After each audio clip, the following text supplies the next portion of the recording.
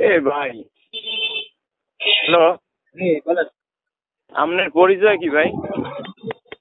আপনি আমারে ফোন দিয়েছিলেন এইমাত্র। আপনি কি রিপোর্টার্স ইউনিট কি না কি কইলেন বাহুবলের? সভাপতি, আমি সিদ্দিক বলছি। হ্যাঁ আমি সিদ্দিক হ্যাঁ আমি সিদ্দিক বাউফল রিপোর্টার ইউনিটির সভাপতি। আমি জেলা যুব দলের জয়েন্ট সেক্রেটারি। 17 বছর পর একটা কাম নিছি। আপনি সাইডে গেছেন কি লেগে এরকম?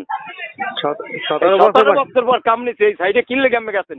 একটা হইবে না সাইডে হইবে, এই যে আপনি সাইডে গেছেন কে? সাইডে যাওয়া কি নিষেধ নাকি?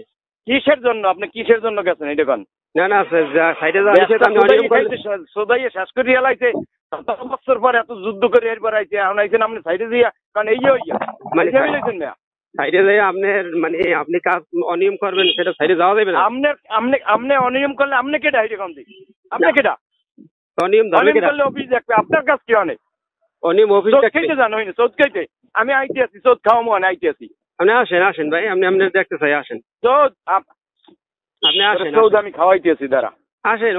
আমি কি নাম কি সিদ্দিক, আমার নাম সিদ্দিক। সিদ্দিক কি করেন? আমি সাংবাদিক।